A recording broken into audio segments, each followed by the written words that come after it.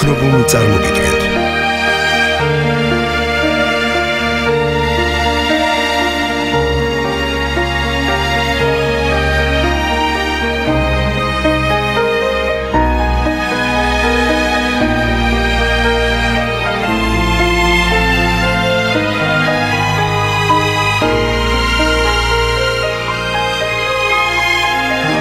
ეპოქა და ადამიანი.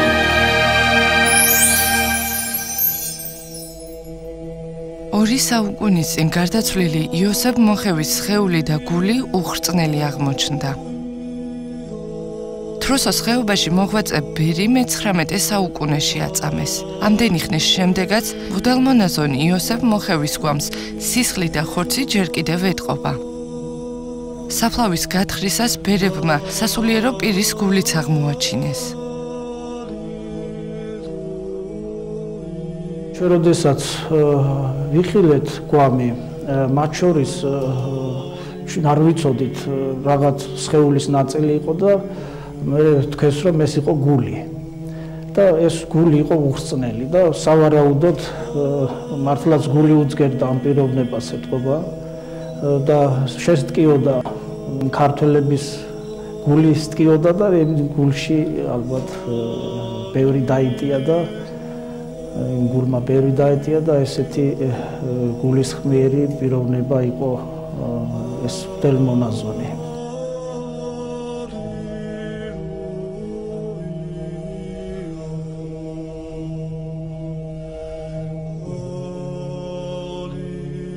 მღვდელმონაზონი იოსები სოფელ აბანოს წმინდა გიორგის სახელობის ეკლესიის ეზოში საუკუნეზე მეთხანს იყო დაკრძალული. გასულ წელს კი უწმინდესისა და უნეტარესის ილია მეორის ლოცვა-კურთხევით ამ ადგილას მისი საფლავი გაიხსნა.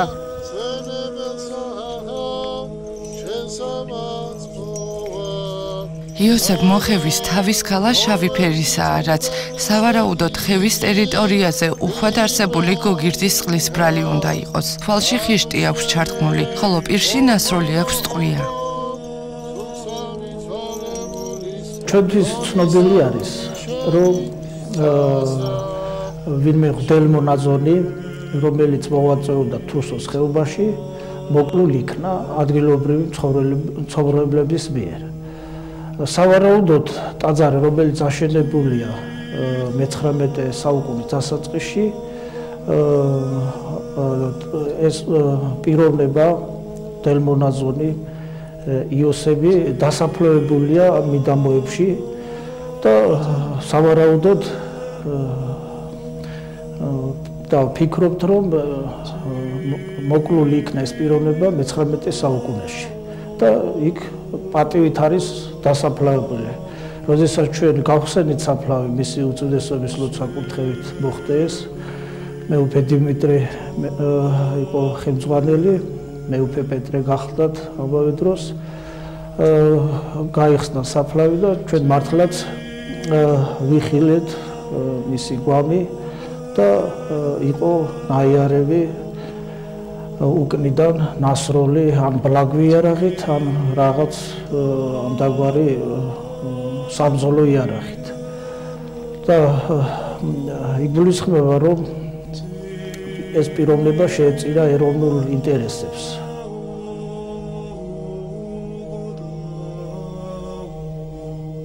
იოსებ მოხევესთან დაკავშირებით ძალიან ცოტა ცნობა არსებობს. ჯერ კიდევ მიმდინარეობს იმის გარკვევა, თუ რა ვითარებაში მოკლეს სასულიერო პირი. დიდი ხნის განმავლობაში უცნობი იყო მისი საფლავის მდებარეობაც. იმის გამო, რომ ტაძარში ღვთისმსახურება აღარ ტარდება, სოფელ აბანოს წმინდა გიორგის სახელობის ეკლესიის ეზოდან საფლავების გადატანა აუცილებელი გახდა.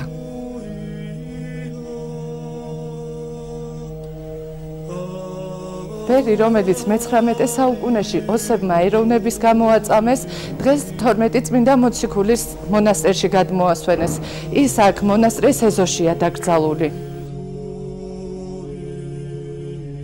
იოსებ მოხევე ეროვნული სულისკვეთებისა და სარწმუნოების გამო აწამეს. მის გარდაცვალებასთან დაკავშირებით რამდენიმე ვერსია არსებობს. ერთ-ერთი ვერსიით წყვილს ჯვრის დაწერა გადაუწყვიტავს. ისინი მისულან მღვდელმონაზონ იოსებთან ჯვრის წერის საიდუმლო შესასრულებლად, თუმცა უარი მიიღეს. ეს შეუძლებელი იყო, რადგან წყვილი ერთმანეთის ნათესავები იყვნენ. სასულიერო პირისგან უარის შემდეგ ბერი მოუკლავთ. არის მეორე ვერსიაც ესეთი, რომ მას ჯვრის დაწერას თხოვეს ნათესავებმა, რაზეც მიიღეს მათ უარი და აი ამ უარის შემდეგ მოხდა მისი მკვლელობა მათ მიერ. თრუსოს ხეობაში დღეს მოღვაწე სასულიერო პირების ინფორმაციით კი მღვდელმონაზონ იოსებს ოსებმა შეაწყვეტინეს წირვა, ტაძრიდან გაიყვანეს და დახვრიტეს. ტაძრის შესახებ ვიცით, რომ 1927 წელს ეს ტაძარი იქნა აფეთქებული. არ არის გამორიცხული, რომ თქვათ აი ამ აფეთქების დროს გამოიყვანეს ეს მღვდელი და მოხდა მისი სიკვდილით დასჯა, ასე ვთქვათ, სროლის შედეგად. იოსებ მოხევის მკვლელობიდან მცირე დროის შემდეგ რუსებმა თრუსოს ხეობაში წმინდა გიორგის ეკლესია ააფეთქეს და ამიტომ დღეს ტაძრის მხოლოდ ნანგრევებიღაა შემორჩენილი. ძეგლის კედლებზე არსებული წარწერებით, სადაც ეკლესიის აშენების თარიღია მინიშნებული, შესაძლებელია ვივარაუდოთ, რომ ბერი იოსებ მოხევეც სწორედ მე-19 საუკუნის ბოლოს მოღვაწეობდა. თრუსოს ხეობის მონასტრებში მოღვაწე ბერები ვარაუდობენ, რომ მამა იოსების საკმაოდ ახალგაზრდა, დაახლოებით 28-35 წლის იქნებოდა.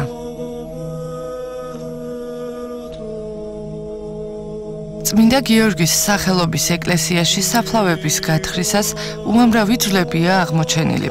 მათი ძირითადი ნაწილი სასულიერო პირებისაა, თუმცა ბერები ამბობენ, რომ შესაძლოა ეროვნული ინტერესების გამო მებრძოლთა ნეშტებიც იყოს. დღეს ის თრუსოს ხეობაში 12 მოციქულის სახელობის ახალაშენებულ მამათა მონასტერში სპეციალურ საძვალეშია მოთავსებული. ზუსტად ახლა ვერ ვიტყვით ახლა რისი საძვალე იყო ეს სასაფლაო იყო განმოტანილი თუ რაღაცა შეტაკების შემდეგ დაღუპული ადამიანების ძვლები იყო თუ რა იყო ზუსტად ვერ გეტყვით, მაგას გამოკვლევა უნდა. მღვდელმონაზონ იოსებ მოხევის შესახებ ინფორმაციის მოძიება ჯერჯერობით ისევ მიმდინარეობს. საპატრიარქოში სასულიერო პირის მოღვაწეობის ზუსტი ცნობების დასადგენად მუშაობენ. არ არის გამორიცხული ბერის წმინდანად შერაცხვა მოხდეს. განსვენება სულთანი ცვალისა სამიცვალებულისა მონისა შენისა მღვდელისა იოსებისა ქრისტე ვერთო ჩვენო და შენ დადიდებასა თანადავსა მოიყვანი ჩვენიდან ყოვლა წმინდით სახიერი და ცხოვრს ყოფილი სული ჩვენი თორ აწდა მარადის და უკუნითი უკუნისამდე მთის შვილები მთის ერთგულები არიან. აქ სხვანაირად უყვართ, ძლიერად სწამთ, სხვანაირად გრძნობენ მზემთვარის ჩასვლა ამოსვლას. აქ ვარსკვლავები უფრო ახლოა, აქაური ბუნება უფლის შედევრს გავს. აქ ყოველი დღე მონაპოვარი და ღვთის საჩუქარია. ეს ყაზბეგია კლდოვანი სამოთხე.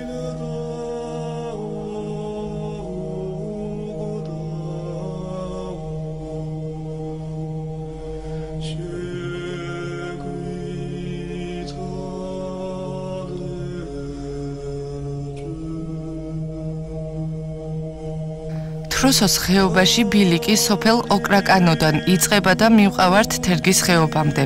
გზაზე შეხვდებათ ფერადი მინერალური წყლები.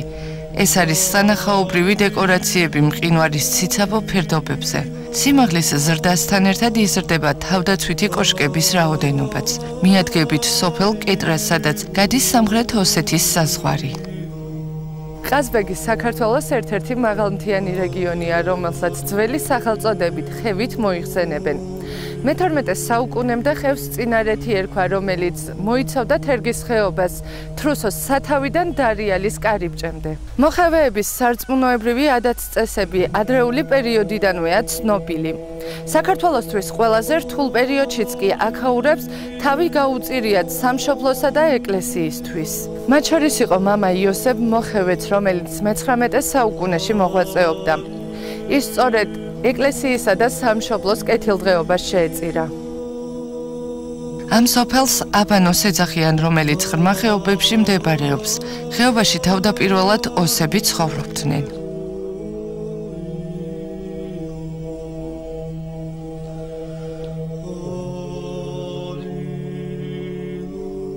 რუსების ჩამოსახლება დაიწყო სხვადასხვა პერიოდში და სხვადასხვა გზით ხდებოდა, მაგრამ 1864 წლიდან ბატონყმობის გაუქმება მოხდა ამ დროს საქართველოში, უკვე დაიწყო რუსეთის საიმპერატორო კარის ვერაგული პოლიტიკის აშკარად და პირდაპირ უხეშად გატარება. ოს მიწა საქართველოში ვერ უნდა მიეღო, იმიტომ რომ ოსი საქართველოში იყო ხიზანი. ბატონყმობის გაუქმების შემდეგ მიწას მიიღებდა ყმაგლეხი, ქართველი თავადი და აზნაური მიწას მისცემდა თავის ყმას. და ის მიწა კანონიერი იყო უკვე სასამართლოს წესით დამტკიცებული. რუსეთის იმპერატორმა ფული გადაუხადა ქართველ თავადებს და აზნაურებს, ოღონდ ოს ხიზნებს მიწა მიეცითო და ასე ჩაიგდეს ოსმა ხიზნებმა საქართველოს სხვადასხვა რეგიონში, მათ შორის ძირითადად შიდა ქართლში, დარიალის ხეობის მიმდებარე ტერიტორიაზე ქართული მიწა ხელში.